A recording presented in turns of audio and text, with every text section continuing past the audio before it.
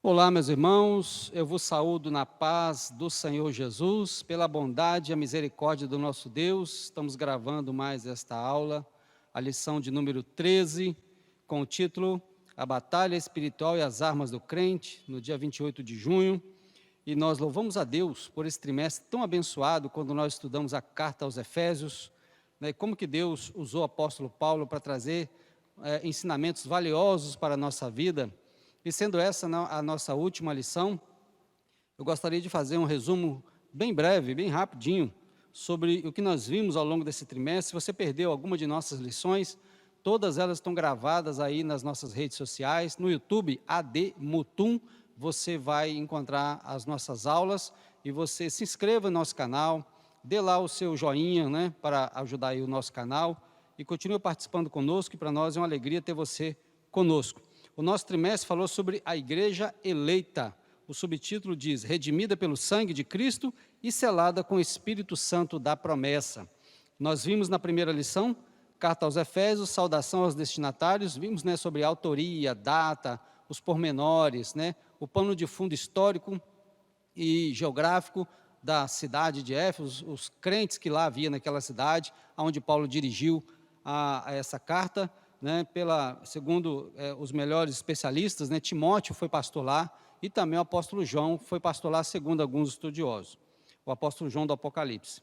Na segunda lição, nós vimos a sublimidade das bênçãos espirituais em Cristo. Nós vimos que, no capítulo 1, que nós somos abençoados, né, de maneira toda especial, através de Cristo Jesus. A terceira lição falou sobre eleição e predestinação, um tema que tem gerado muita polêmica aí na internet, com debates acirrados, mas nós não temos qualquer dificuldade sobre isso. Nós, assembleianos, somos arminianos, nós cremos na salvação pela graça, não cremos na predestinação fatalista, não. Nós cremos que a igreja foi predestinada, mas os indivíduos são responsáveis. Tá? Eu serei eleito e predestinado enquanto eu estiver em Cristo. Fora de Cristo, não há eleição nem predestinação. A nossa quarta lição, nós vimos sobre a iluminação espiritual do crente. O crente é diferente de tudo que se viu nessa terra. Nós não andamos por filosofias humanas, nós andamos pela fé em Cristo Jesus, porque nós somos iluminados pelo Espírito de Deus, para compreender as coisas espirituais. A lição 5, nós vimos sobre libertos do pecado para uma nova vida em Cristo. É inconcebível uma pessoa que diz que tem Jesus na sua vida, mas anda de maneira distorcida, com a sua conduta reprovável pela palavra de Deus. Então, não se coaduna esse tipo de pessoa que diz que é cristã, que segue os passos de Cristo, que obedece ao Evangelho, mas na prática a vida dele é de outra maneira. Então, nós somos libertos do pecado para viver uma nova vida em Cristo Jesus.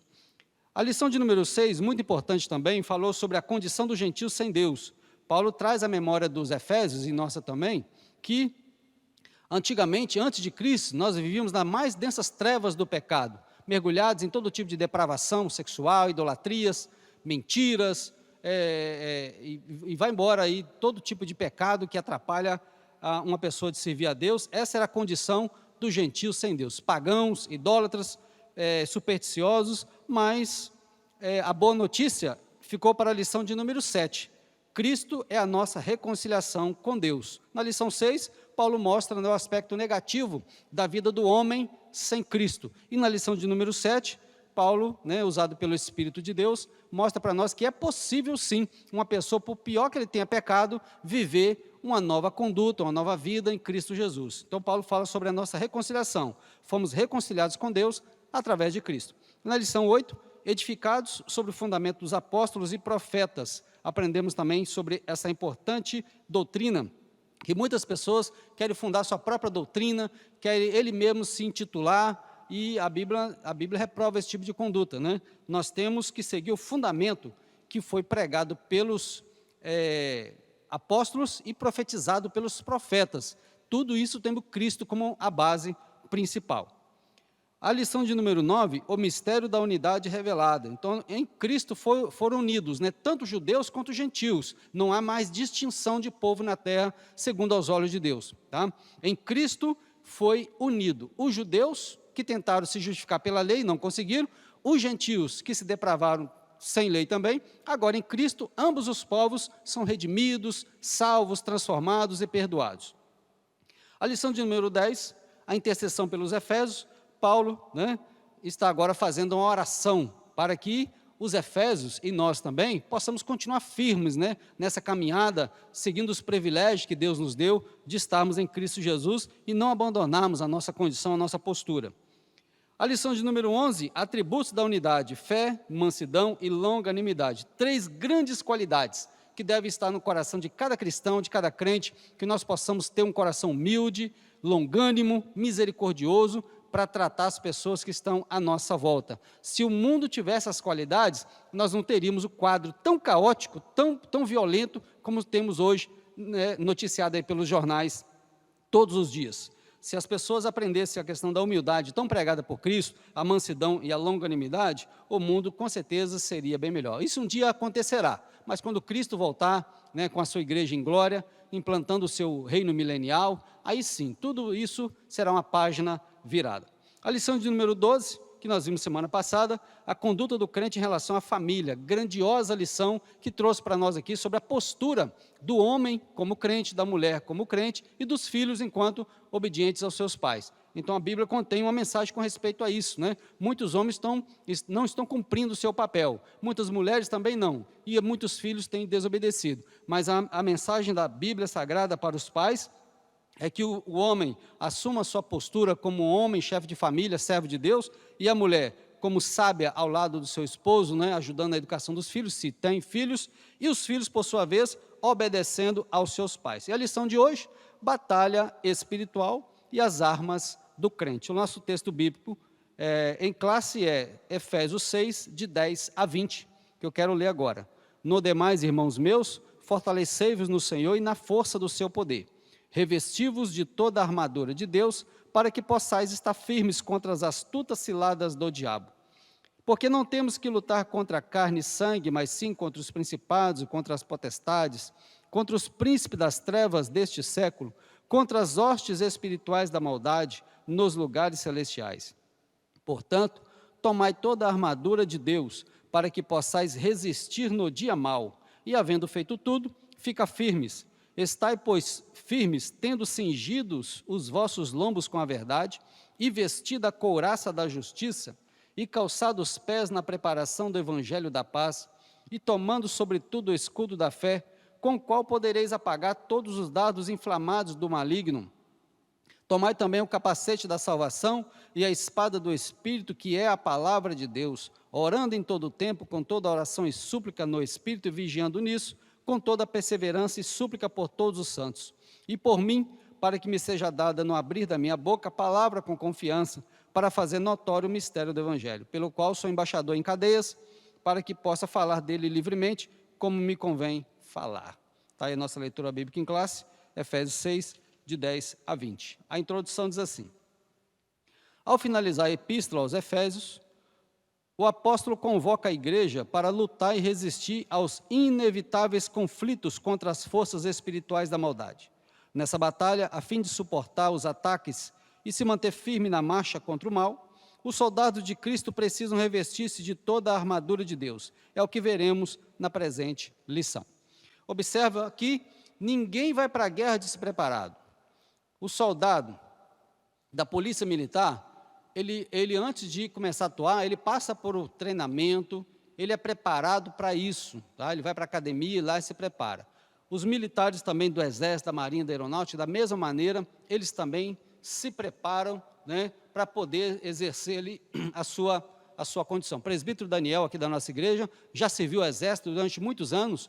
Ele conta alguns dos treinamentos que eles fizeram, e treinamentos pesados, para se porventura algum dia, Deus livre guarde, nosso país entrar em guerra, eles têm uma noção daquilo que eles vão enfrentar em campo de batalha. Soldado não pode ir para o campo de batalha despreparado. E o que Paulo vai trazer para nós agora, nesse capítulo 6, a partir do verso 10, é justamente como nós, como soldados de Cristo, devemos nos armar com armas defensivas e também ofensivas, para nós lutarmos na batalha espiritual.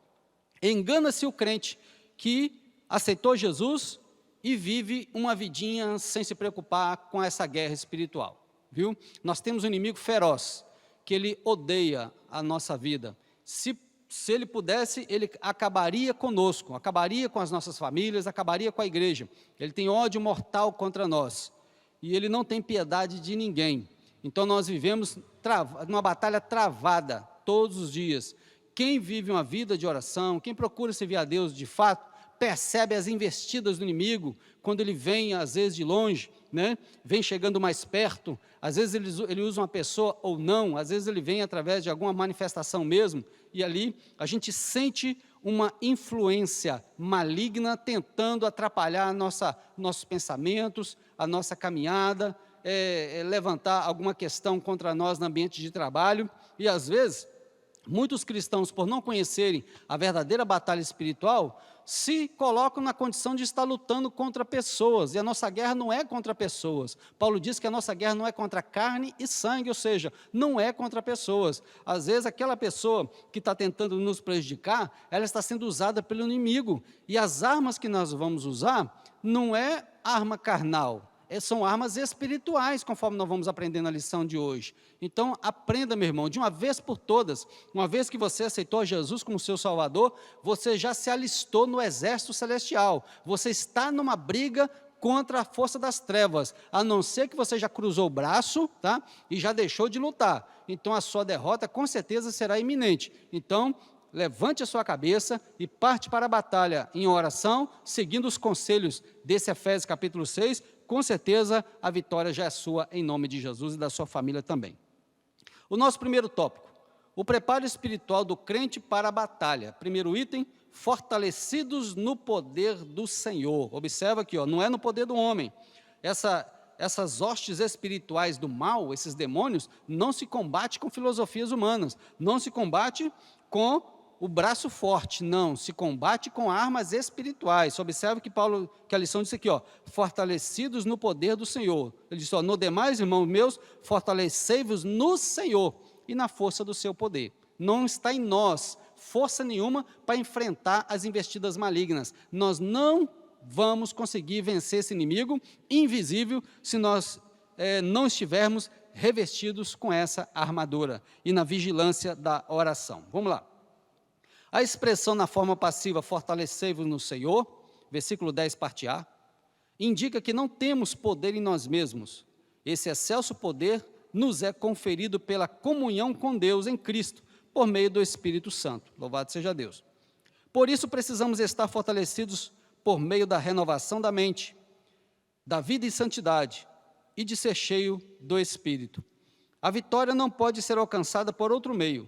Conhecer as Escrituras sem a devida obediência, presta atenção nisso, vou repetir, conhecer as Escrituras sem a devida obediência e frequentar os cultos sem a genuína conversão, não são suficientes. Não obstante, o poder de Deus está disponível aos fiéis para pisar serpentes e escorpiões e toda a força do inimigo. Quero ler aqui Lucas 10 e versículo 19.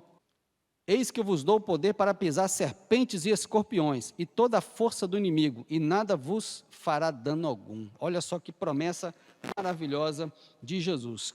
Jesus falou que estava conferindo poder aos seus seguidores, viu? Então, meu irmão, você já tem esse poder à sua disposição.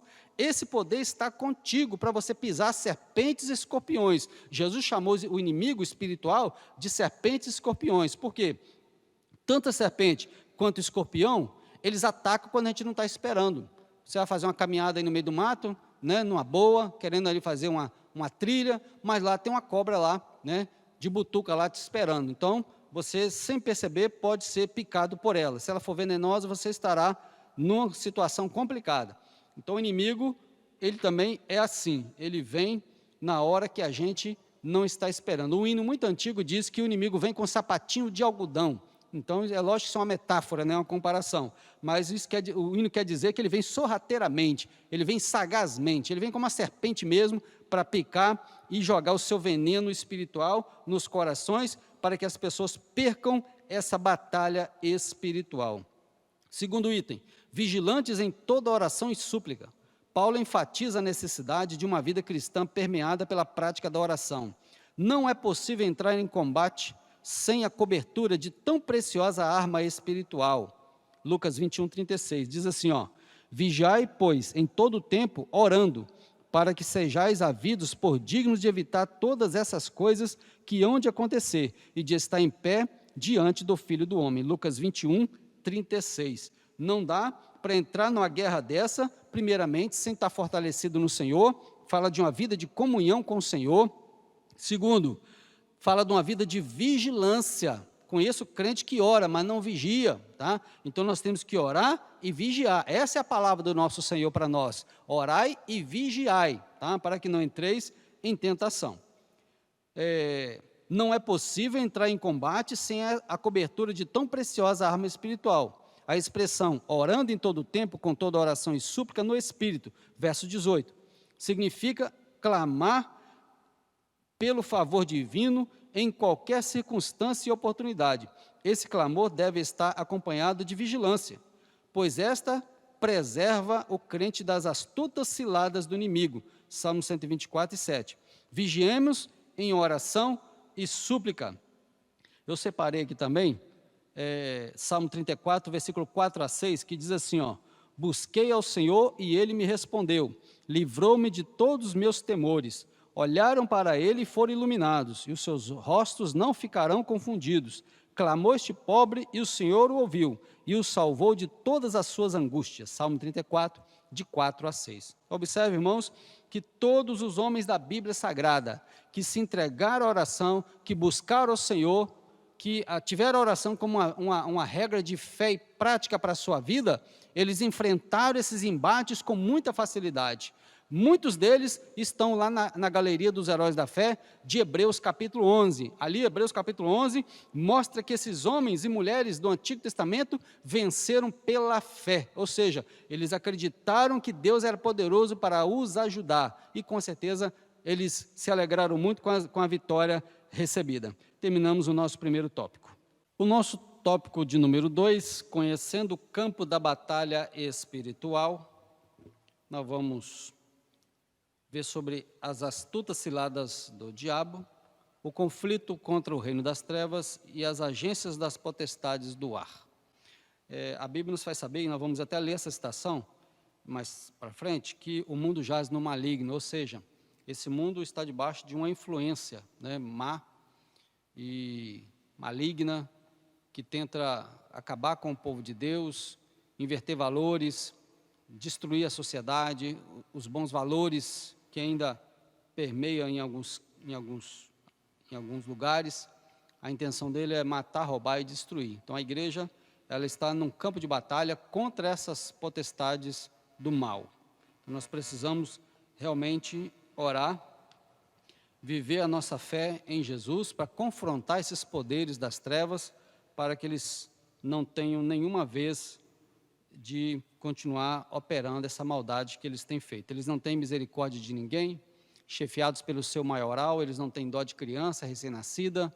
Haja vista o aborto, o criminoso aborto, que infelizmente provoca um infanticídio, onde é liberado, e nós somos radicalmente contra o aborto, em qualquer situação, mas porque nós somos a favor da vida.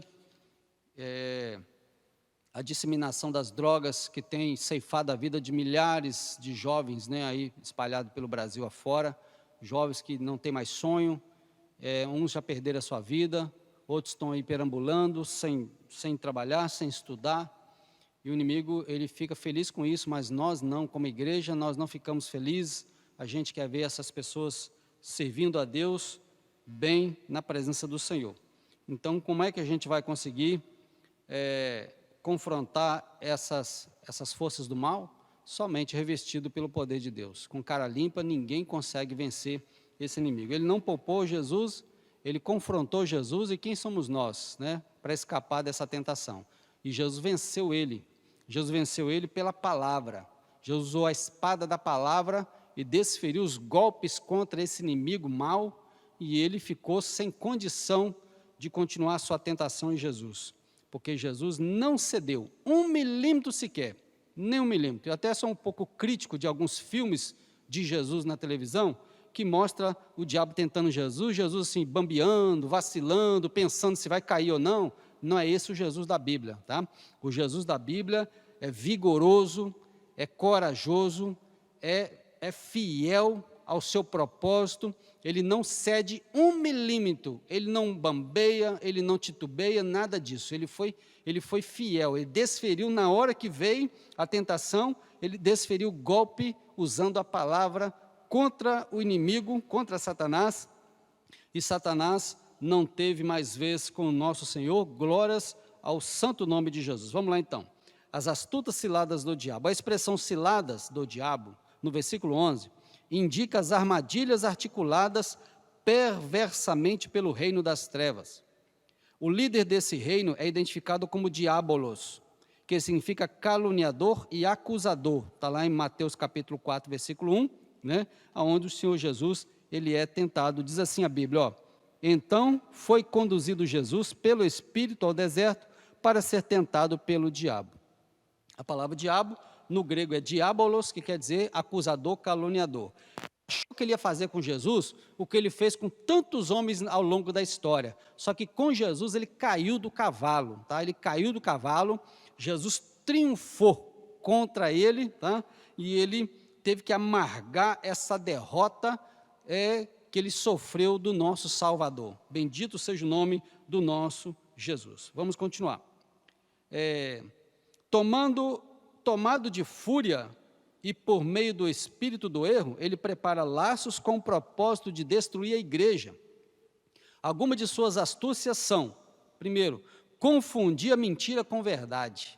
Uma das coisas que o inimigo é especialista é tentar misturar a mentira com a verdade. E a verdade, não existe duas verdades, só existe uma verdade. E a verdade não somente é uma doutrina, mas ela também é uma pessoa. Jesus falou o seguinte, ó, eu sou o caminho, artigo definido, o caminho, a verdade e a vida. João 14 e o verso 6, versículo 6.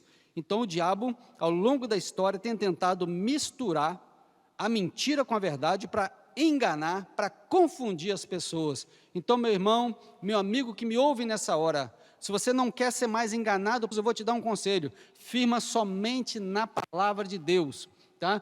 Creia somente em Jesus, que você vai ficar na verdade, vai crer na verdade, vai andar na verdade e vai desfrutar da verdade, tá? A verdade não engana ninguém, verdade é verdade, tá? E não é meia verdade não, é uma verdade absoluta, tá? A nossa fé é baseada numa verdade absoluta, Deus é uma verdade absoluta, o resto é mentira.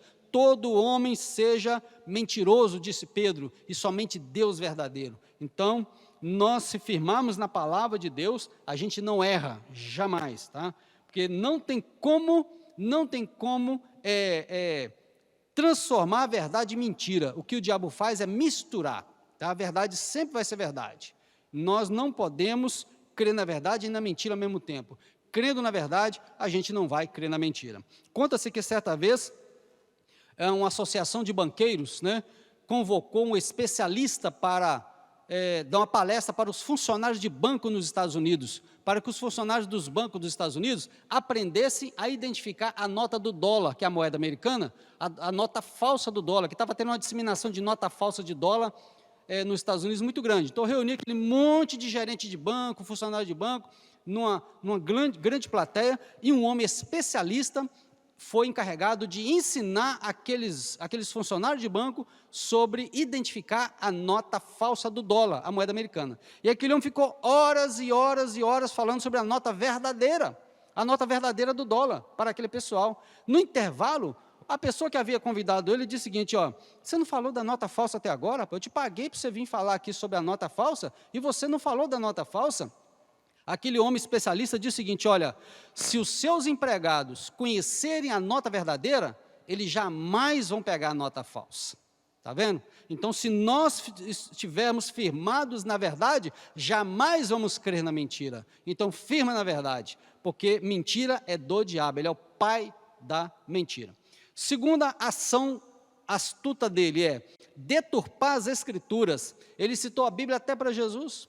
Até para Jesus ele citou, está lá em Mateus capítulo 4, versículo 6. Quando ele viu que Jesus citou a Bíblia, ele falou o seguinte, então eu vou citar também, não está na Bíblia não, eu que estou fazendo conjectura, mas ele citou a Bíblia para Jesus, citou o Salmo 91 para Jesus, para tentar através da Bíblia confundir Jesus. Jesus mais uma vez foi fiel às Escrituras, foi vigoroso na sua resposta e desferiu mais um golpe contra o inimigo. Outra coisa que ele faz, terceira astúcia dele, dissimular e induzir a dissimulação. O que é uma pessoa dissimulada, professor? Pessoa dissimulada é uma pessoa que mente. Ela mente como regra de vida. Ela mente tanto que ela, por fim, passa a acreditar na mentira dela, de tanto que ela mente. Ela usa a mentira para tudo, e nós não podemos firmar jamais a nossa vida na mentira. A mentira não é para crente, a mentira, o pai da mentira é o diabo. E um dissimulador é uma pessoa que mente e engana com muita facilidade. Quarta astúcia do inimigo, fazer falsos sinais. O inimigo também tem poder para fazer falsos sinais. Falsos milagres para enganar pessoas, tá? Milagres produzidos em atos de idolatria não são produzidos por Deus, não é Deus quem fez, tá? Deus usou o profeta Isaías e falou o seguinte, olha, a minha glória não darei a outra e nem meu louvor a imagem de escultura. Então, se uma pessoa diz que foi curada na invocação de uma imagem de escultura, não foi Deus quem fez, são falsos sinais, tá? Não creiamos nesse tipo de sinal. Quinto, ele faz acusações, Apocalipse 12:10 diz que ele é acusador dos irmãos. 6, ele semeia incredulidade, o diabo é um semeador de incredulidade, nós estamos vivendo uma era de incredulidade, as pessoas não creem mais, não querem crer mais no Evangelho, tá? Mas nós como igreja evangélica, Assembleia de Deus, igreja pentecostal, nós vamos falar como Paulo, que nós cremos no Evangelho porque é o poder de Deus para a salvação de todo aquele que crê, glórias a Deus. Outra astúcia que o inimigo faz, promove ideologias anticristãs, estamos vendo isso também, tá? Casamento com homem, mulher com mulher, inversão de valores, aborto, ideologias, sincretismo religioso, mistura de fé, mistura de religiões, tudo isso é ideologia do inimigo. Diante desse quadro, o texto sagrado nos ordena a fazer o quê? Revestivos de toda a armadura de Deus. É somente assim que nós, como cristãos, vamos conseguir nos safar dessa situação. É o engodo do diabo, é o engano do diabo para tentar ludibriar as pessoas, enganar as pessoas, para que as pessoas não tenham fé ou percam a sua fé e vão para a condenação, assim como a condenação dele já está lavrada. O nosso item de número 2, o conflito contra o reino das trevas, diz assim, Paulo enfatiza que nesse conflito não é contra carne e sangue, não se trata de lutar contra o ser humano, mas contra o reino das trevas nas regiões celestes. Essas declarações indicam que a batalha não é física, mas travada no mundo espiritual. O conflito é contra hostes que, debaixo da autoridade do diabo, mantêm os homens na escuridão. 1 João 5,19, que diz assim para nós, sabemos que somos de Deus e que todo mundo está no maligno. Com essa palavra, o apóstolo João, usado por Deus, está dizendo que o mundo está debaixo de uma influência maligna e que nós, como igreja, não ficamos debaixo dessa influência porque nós servimos a Cristo. Cristo é o único que tem poder para derrotar esse inimigo. Nós só vencemos esse inimigo quando nós estamos firmados com Jesus. Nessa metáfora, essa comparação do conflito entre a luz e as trevas, fica claro que o cenário do campo de batalha do soldado é espiritual, ao mesmo que se revela a natureza pessoal do conflito, pois essa luta se dá tanto na área individual quanto na área coletiva da igreja. 1 Pedro 5, versículo 8 e 9, que diz assim, sede sóbrios, vigiai, porque o diabo, vosso adversário, anda em derredor, bramando como leão, buscando a quem possa tragar, ao qual resistir firmes na fé, sabendo que as mesmas aflições se cumprem entre os vossos irmãos no mundo. 1 Pedro 5, versículo 8 e 9. Então, qual que é a palavra que Deus traz para nós aqui? Sede sóbrios e vigiai, porque o diabo, vosso adversário, anda em derredor. O que é uma pessoa sóbria? A pessoa sóbria é uma pessoa que não está fazendo uso de nenhuma substância que tira o seu raciocínio, a sua mentalidade. Ela está com a sua mentalidade, o seu raciocínio perfeito. Uma pessoa que pensa para falar, pensa para agir, porque ela tem equilíbrio emocional e mental. Ela está debaixo da influência do Espírito de Deus, tá? Então, a pessoa sóbria é uma pessoa que está com seu juízo perfeito. E a outra palavra é vigiai. A pessoa tem que vigiar, não somente orar, mas vigiar também, porque o inimigo, ele não brinca de ser inimigo, ele faz o trabalho dele muito bem. Então, cabe a nós, enquanto cristãos, resistirmos ele pela fé. Viu o que Pedro falou aqui? Ao qual resistir firmes na fé, sabendo que as mesmas aflições estão se cumprindo entre os irmãos espalhados pelo mundo. Tá? Hoje, a nossa luta aqui no Brasil são contra ideologias, contra leis que estão querendo votar aí contra o evangelho, contra a igreja. Mas em outras partes do mundo, o inimigo está perseguindo os cristãos de maneira diferente, né? Ele não pode abrir igreja, persegue quem estiver com a Bíblia debaixo do braço, persegue missionários, expulsam, até matam, né? Nós sabemos de muita crueldade que tem sido feita por aí. Mas o nosso conflito não é material, não é contra pessoas, é contra o inimigo. Às vezes nós queremos, né, lutar contra uma pessoa que está querendo nos fazer mal, sendo que o que está por trás daquela pessoa é o inimigo. Então o inimigo não se combate com armas carnais, e sim com armas espirituais poderosas em Deus. Então nós somos recomendados pela Bíblia a viver uma vida de comunhão com Deus e oração. Assim nós vamos nos armar com a armadura de Deus para poder vencer esse inimigo tão cruel. As esposas que estão sofrendo com seus maridos estão brigando com ele, achando que com ele vai resolver o problema, sendo que a coisa às vezes é espiritual. Às vezes o marido está tendo problema com o filho, os pais estão tendo problema com os filhos, e estão brigando, estão ameaçando e tanta coisa, sendo que o problema é espiritual. Problema espiritual, influência maligna se resolve com armas espirituais, é com comunhão com Deus e com a vida de oração e vigilância. É assim que a gente consegue. As agências da potestades do ar. Agências da potestades do ar, terceiro item do nosso segundo tópico. Diz assim, ó: Paulo identifica as forças do mal que marcham contra a igreja como principados, potestades, príncipe das trevas deste século e hostes espirituais da maldade. Está no versículo 12 do capítulo 6. Esses seres são caracterizados por três aspectos. Primeiro, eles são poderosos, viu? São poderosos. Primeiro, ele é um inimigo espiritual, invisível. Ele tem uma sabedoria, né, acumulada por séculos e séculos e séculos. Então ele conhece o seu pai, o seu avô, o seu tataravô, os seus ancestrais. Ele sabe a raiz da sua família, ele conhece qual é a fraqueza da sua família, em que parte vocês são bons, em que parte que nós não somos, ele conhece tudo, então ele arma, tá? Ele arma. Ele sabe o que ele fez para derrubar seu avô, ele sabe o que ele fez para derrubar seu pai, e ele vai também, Deus livre e guarde, né? Não derrube o seu pai, mas ele sabe de que maneira que ele pode armar para derrubar a minha e a sua vida. Como é que você vai fazer então? Você vai se armar com a armadura que Jesus nos deixou, que foi retratada por Paulo aqui nesse capítulo, que é o nosso terceiro tópico aqui, nós vamos entrar nele daqui a pouquinho. Primeiramente, então, você está lutando contra um inimigo que é poderoso. Vamos lá? Os títulos principados e potestades indicam poder, primazia e autoridade para agir. Príncipes das trevas são líderes de anjos decaídos, que sob o comando do diabo exerce o domínio. Então observa só, principados e potestade fala de hierarquia, tá? Nós cremos, através do que a Bíblia ensina, que nas hostes infernais da maldade, o diabo e seus demônios, que são anjos caídos, né? Eles também têm a sua hierarquia, existe maioral, que é o diabo, o Satanás. Satanás quer dizer adversário, o diabo nós já vimos, que é acusador, caluniador.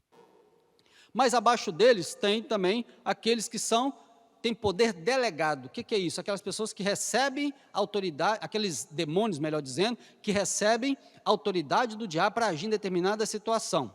Viu? Então, são Paulo chamou de príncipe das trevas. Príncipe já é uma autoridade, né? Num principado, ele exerce uma determinada autoridade. São líderes de anjos decaídos, que sob o comando do diabo, exercem o domínio. Eles são muito organizados e eles trabalham para a ruína do ser humano e do planeta Terra. Letra B, diz que não somente são poderosos, mas eles também são malignos. O que é maligno? Eles têm um caráter mau, perverso.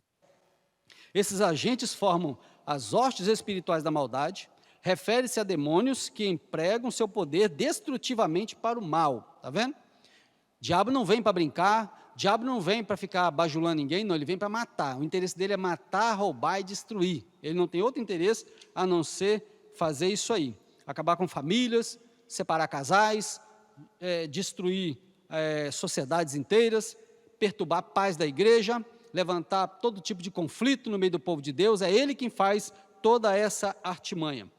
Na letra C diz que eles são astutos, são cheios de sutilezas e maquinam a queda da igreja, viu? O diabo levantou-se contra a igreja lá em Jerusalém para que a autoridade dos judeus, né, perseguisse a igreja.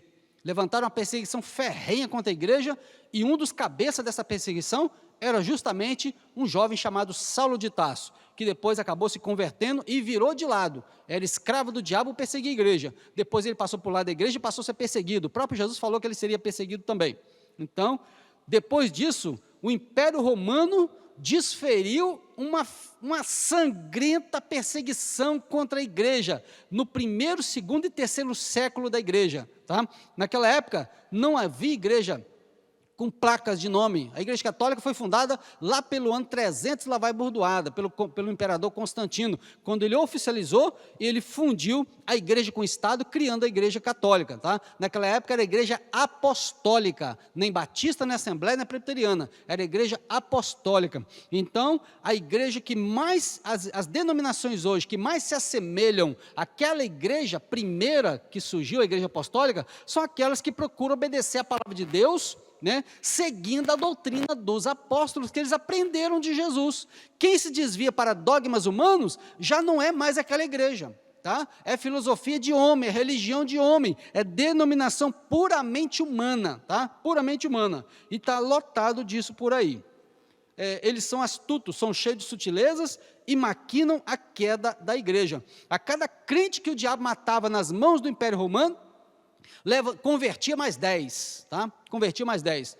Tem livros escritos sobre isso, né? Vou indicar um livro, Os Mártires do Coliseu, da nossa editora, e tem também As Catacumbas de Roma, que conta também, da nossa editora também, CPAD, que conta também a perseguição contra os cristãos da primeira era, tá? Como que aqueles homens morreram, mas não negaram a fé em Jesus. Tem até hinos que cantam, né? Maravilhosa essa mensagem. Apesar desse imenso império do mal, a igreja é exortada a não temer. Somos incentivados a lutar e, sobretudo, a vencer. Olha essa frase aqui, ó. Pois o Senhor da igreja está elevado ao nível acima de todo principado e poder e potestade e domínio. Glórias ao nome do meu e do seu Jesus. Ele é maior do que o diabo. Ele venceu o diabo e ajuda a igreja a vencer o diabo também. Terminamos nosso segundo tópico. O nosso terceiro tópico da nossa lição sobre batalha espiritual, né, e as armas do crente, nós vamos ver as armas espirituais indispensáveis ao crente. Então, observa só, eu disse no início da nossa lição que nenhum soldado pode ir para a guerra despreparado. Nós, enquanto crentes em Jesus, somos soldados de Cristo. Nós estamos envolvidos numa batalha. O nosso inimigo é espiritual, mas ele usa pessoas também. Ele usa pessoas para nos prejudicar, para nos perseguir, caluniar, para parar a ação da igreja, para que a igreja não cresça, para que a igreja feche as portas, para que a igreja não envie missionários, depois que envia, para que a igreja não sustente missionários. Ele tenta influenciar jovens para que não haja mais obreiros futuramente. Existe uma ação maligna, né, por trás do inimigo, tentando nos prejudicar. Ele é o nosso adversário, segundo Pedro. Então, ele nós combatemos com armas espirituais. E quais são essas armas? Nós vamos ver agora nesse último tópico da nossa lição. Paulo falou da armadura do cristão, né? Então, certamente Paulo estava na sua mente quando ele observava, né, os soldados passando, organizados, né, com suas armaduras, com as suas espadas, com seus capacetes, com seus escudos, né, ali em marcha, falando palavras de ordem, marchando, indo, né, para treinamento, voltando de treinamento, defendendo e assim por diante. Paulo, quando foi usado pelo Espírito Santo para escrever esse texto, certamente ele tinha em mente a vida de um soldado no aspecto físico. Vamos lá então. A armadura completa de Deus. A imagem que o apóstolo usa é de uma linguagem retirada do contexto militar romano. a expressão toda a armadura traduz o termo grego panóplia, que significa a armadura completa de um soldado fortemente armado. Na carta, a orientação não é para usar armas próprias, mas tomar o equipamento dado por Deus, resistir bravamente e marchar contra as potestades do ar. Eu já disse, repito, vou repetir novamente, que esse inimigo não se vence com conversa fiada. Esse inimigo não se vence com armas naturais. Esse inimigo não se vence com filosofias humanas, tá? Esse inimigo se vence com armas espirituais, tá? Com a armadura de Deus.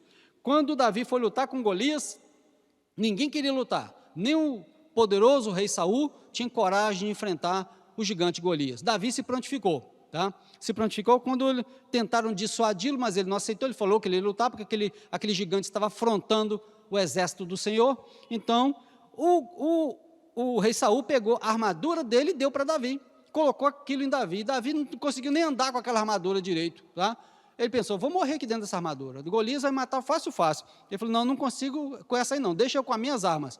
Pegou a sua funda, que é tipo um estilingue, né, uma seta, de atirar pedras, foi lá no ribeiro, pegou as pedras e foi para a batalha com o gigante Golias. Golias era um homem experiente na guerra, certamente ele iria picar o Davi em pedaços, se não fosse o fato de Davi estar pela fé usando as armas espirituais. Então Davi, armado que estava pela fé, conseguiu derrubar aquele gigante com a pedrada no meio da sua testa. Mas ele só conseguiu isso porque ele estava vestindo uma outra armadura que ninguém conseguia ver, a armadura da fé no Deus Todo-Poderoso.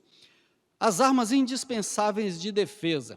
Vejamos aqui uma lista de armas espirituais disponíveis aos soldados do Senhor. Primeiro, cingido os vossos lombos com a verdade. Eu já falei bastante da verdade e novamente a lição está falando. Retrata a peça usada para dar mobilidade ao soldado no combate. Nesse sentido, faz referência à verdade da doutrina de Cristo e à integridade do soldado. 2 Coríntios 13:8, diz assim para nós, porque nada podemos contra a verdade, senão pela verdade. Vou repetir, nada podemos contra a verdade, senão pela verdade. 2 Coríntios 13:8. O pastor Silas Malafaia gosta muito desse texto. Então, observa só, não existe meia verdade, só existe uma verdade absoluta, e essa verdade é Deus, na pessoa do seu Filho, Jesus. Tá? Somente Deus é a verdade absoluta. O resto é conversa fiada, o resto é resto. Então, quem está com Jesus, quem está em comunhão com Cristo, está vestindo a armadura da verdade, tá? Ele está cingido os seus lombos, né? Essa parte do corpo com a verdade. Letra B, vestida a couraça da justiça. Trata-se de uma malha impenetrável de proteção aos órgãos vitais. Refere-se à justiça de Cristo e à retidão do soldado no campo da batalha. Não somente tinha uma peça que vestia essa parte do corpo, tá? Que Paulo chamou de cingido os vossos lombos com a verdade. A segunda peça é couraça da justiça. Era um outro equipamento, tipo uma malha protetora impenetrável, justamente para que aquela pessoa, aquele soldado, não fosse atingido pelo inimigo em campo de batalha. Quando alguém desferisse ali uma espada, uma flecha, uma lança, aquilo não chegasse nele, tá? Ou se chegasse, não perfurasse os seus órgãos vitais, que é coração, fígado, rins e assim por diante. A letra C, calçar os pés na preparação do evangelho da paz. O soldado não podia ir descalço. Adiantava ele estar com o seu peito coberto, mas o pé descalço? Ele poderia machucar o seu pé e, manquejando, ele seria um soldado ineficiente, ineficaz. Da mesma forma, olha o que a lição diz. Confeccionada em couro, a meia bota tinha solas cravejadas para dar estabilidade. Refere-se à firmeza que o evangelho proporciona e à prontidão do soldado em testemunhar de Cristo. Romanos 1,16 diz, porque não me envergonho do evangelho de Cristo, que é o poder de Deus para a salvação de todo aquele que crê. Então, o soldado preparado é aquele que ia também com seus pés calçados, protegidos. Ele ia atravessar, lugares pedregosos, lugares espinhosos, mas o pé dele estava protegido. Fala da pessoa que tem preparação no evangelho, tá? Certa feita, uns filhos de um sacerdote, lá em Atos capítulo 19, você vai ver essa história. Uns filhos de um sacerdote viram Paulo pregando o evangelho e expulsando demônios, foram fazer a mesma coisa. E olha só o que eles falaram com o endemoniado: demônio, eu te expulso, eu te conjuro, em algumas versões, em nome de Jesus a quem Paulo prega. Ou seja, eles conheciam Paulo, mas não sabiam quem era Jesus. Eu te expulso em nome de Jesus a quem Paulo prega. O demônio falou na boca do endemoniado: ó, eu sei quem é Jesus e conheço Paulo, agora vocês, eu não sei quem são vocês. E partiu para cima daqueles homens, deu uma coça naqueles homens, arrancou a roupa daqueles homens, envergonhou eles em praça pública, e eles pelados foram embora para casa, tá? Por quê? Porque não estavam calçados os pés na preparação do evangelho. Tá? A pessoa, para pregar o evangelho, tem que estar preparado, tá? Preparado, não é pregando de qualquer maneira não. Nosso inimigo é feroz, e se nós não estivermos preparados, a gente vai passar vergonha. Letra D, tomando sobretudo o escudo da fé. Olha que peça importante na armadura: longo, retangular, feito de madeira ou de couro. O escudo protege o corpo inteiro dos dardos incendiários. Refere-se à fé inabalável em Deus, que detém a eficácia das calúnias, dúvidas e rebeliões disparadas pelo diabo. Provérbios 30, versículo 5 diz assim, ó: toda palavra de Deus é pura, escudo é para os que nele confiam. Olha que coisa maravilhosa, bendito seja o nome do Senhor. Então o escudo é aquela peça defensiva que quando o inimigo jogasse uma flecha incendiária, Paulo chamou de dardos inflamados, lançasse uma lança ou uma flecha, o escudo que ficava no braço, né? A versão atualizada diz embraçando o escudo, ou seja, o escudo no braço, né? No braço, ele poderia se defender contra aquela flecha incendiária. O inimigo dispara contra nós, né? Dardos inflamados na forma de calúnias, na forma de dúvidas, né? A gente que às vezes está no ministério, passando por alguns momentos de dúvida sobre a nossa chamada, mas isso é momentâneo. A gente usa o escudo da fé e a gente triunfa em nome do Senhor, tá? Certa feita, um pregador estava pregando e caiu uma pessoa endemoniada no culto, e ele, quando foi expulsar aquele demônio, o diabo falou na boca daquele endemoniado, que ele era um fracassado, que ele não era nada, que ele era um pregador de mentira, que ele era fajuto, falou um monte de coisa. Ele expulsou aquele demônio, mas quando ele foi embora para casa, o inimigo pegou ele num momento de fraqueza. Quando ele estava vindo embora para casa, dirigindo o seu carro, o inimigo atacou a mente dele, e ele começou a pensar, falou: você sabe que eu sou um fracassado mesmo? Você sabe que eu sou um fraco mesmo? Você sabe que eu sou um obreiro muito, muito ruim? Aí quando ele começou a pensar isso, aí ele percebeu que era mais uma seta maligna, ele se revestiu do escudo da fé e confrontou aqueles pensamentos e disse: diabo, eu te expulso da minha mente em nome de Jesus, tá? Lançou ali o escudo da fé e falou: eu sou um servo de Deus, eu sou um obreiro de valor, eu sou um pregador do evangelho, e o diabo caiu por terra e não perturbou mais aquele irmão. Então, o escudo da fé serve para nos ajudar nos momentos de maior dificuldade. A letra E, o capacete da salvação, pesado, resistente e fabricado com bronze ou ferro. O capacete serve de proteção para a cabeça. Refere-se à certeza da salvação, que já recebemos em Cristo, e à convicção da plena salvação no último dia. Louvado seja Deus. O crente em Jesus, que está servindo a Deus com alegria, ele não somente tem a certeza da salvação nesse momento presente, mas ele tem a certeza da salvação futura, quando Cristo voltar para buscar a igreja. Se estiver vivo, vai ser transformado. Se morreu, vai ressuscitar. Então, esta é a atribuição do capacete da salvação, né? Ele protege a cabeça, é da cabeça que parte o comando do nosso corpo. Então, quando a pessoa está com a sua cabeça salva, protegida, o inimigo pode mandar ali as suas artimanhas, os seus dardos também, que o capacete protege uma parte vital do nosso corpo, que é a nossa cabeça. Então, meu irmão, pense pensamentos de salvação, não aceite na sua vida nenhum pensamento de derrota, não fique assistindo vídeos, tá, que atrapalham a sua fé, sites na internet que não contribuem com a sua fé, com a sua santidade.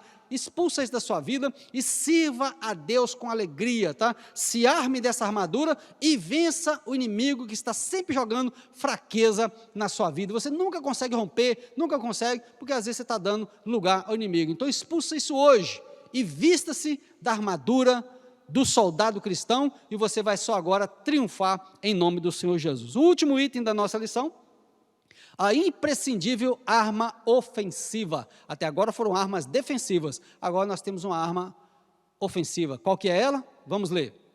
Finalmente, a espada do Espírito, oh aleluia, a única arma disponível tanto para defesa quanto para ataque. Do termo grego para ela é machaira, identificada como espada curta. Isso significa que o combate é pessoal, o enfrentamento é diário e acontece corpo a corpo. A espada do Espírito é identificada como sendo a palavra de Deus, inspirada e penetrante. Ela deve ser usada tanto para resistir às ciladas do diabo, quanto para derrubar as fortalezas de Satanás. Olha o que diz 2 Coríntios 10:4, porque as nossas armas da nossa milícia não são carnais, mas sim poderosas em Deus para a destruição das fortalezas. 2 Coríntios 10:4. Aprendeu, irmão? Vou repetir para você, porque as armas da nossa milícia, ou seja, as armas da nossa guerra, não são carnais, mas sim poderosas em Deus para a destruição das fortalezas. Amém? Então, se arme dessa arma ofensiva e também das defensivas, e pode ficar preparado para a batalha, porque o inimigo não brinca de ser inimigo, o diabo não brinca de ser diabo. Ele vai investir contra nós, contra a nossa casa, contra a nossa família, para que você seja um derrotado, para que você não vença na fé, não cresça na vida profissional, na sua vida familiar, mas ele já é um inimigo derrotado. Jesus já derrotou esse inimigo. Cabe agora a você, com as armas que Jesus deixou, você vencer esse inimigo e mantê-lo derrotado na sua vida. Tá? Ele não terá poder sobre a sua vida. Amém? Glórias ao nome do Senhor.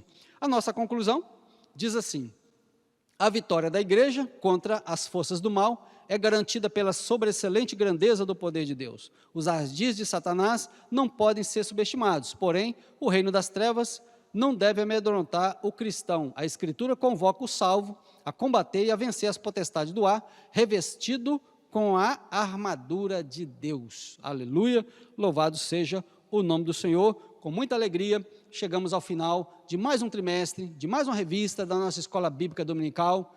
O próximo trimestre está chegando aí, parece que vai ser baseado nos livros de Esdras e Neemias. Me falhou agora o título da revista, mas a próximo vídeo, fique atento aí às nossas redes sociais, que nós estaremos iniciando mais um trimestre aprendendo a palavra de Deus e principalmente nesses tempos de crise, de pandemia, de isolamento social, de temor da contaminação, né? Que a gente possa ficar firme na fé em Jesus, servindo ao Senhor com alegria, tá? Faça seu culto em casa, adore a Deus em casa, assista as nossas lives dos nossos cultos, né? Hoje mesmo, às 19 horas, nós estaremos reunidos para nós cultuarmos ao Senhor. Todo domingo, né, a nossa live, às 19 horas, nós estamos cultuando ao Senhor com alegria, vários irmãos participando, e assim nós vamos até quando nós estivermos novamente liberados para reunir, e assim o faremos em nome do Senhor Jesus. Quero orar por você, para que Deus te dê força, para que você possa revestir com essa armadura e vencer esse inimigo tão feroz, mas que já foi derrotado por Jesus. Amado Deus, eterno Pai, te dou graças, Senhor, pela vida de cada irmão, de cada irmã, amigos, Senhor, que participaram desta aula. Peço ao Senhor que abençoe, que guarde, Senhor, a tua igreja debaixo do sangue de Jesus, e que nós possamos, meu Pai, estar armado com essa armadura e a vencermos o inimigo, Senhor, com a nossa fé, com a nossa alegria, a nossa comunhão de servir ao Senhor. Peço ao Senhor que abençoe o nosso irmão que me ouve nesta hora, que muitas vezes fraquejou, Senhor, na fé, mas o Senhor esteja fortalecendo ele agora e dando ele sua condição de vestir essa armadura, para que o inimigo não tenha mais vez contra ele, que ele possa vencer cada dia mais, juntamente com a sua família. Nós rogamos a tua bênção sobre a tua igreja, no poder do santo nome de Jesus. O amor de Deus, a graça de Jesus e a comunhão do Espírito Santo seja com a sua vida e com a nossa também. Amém.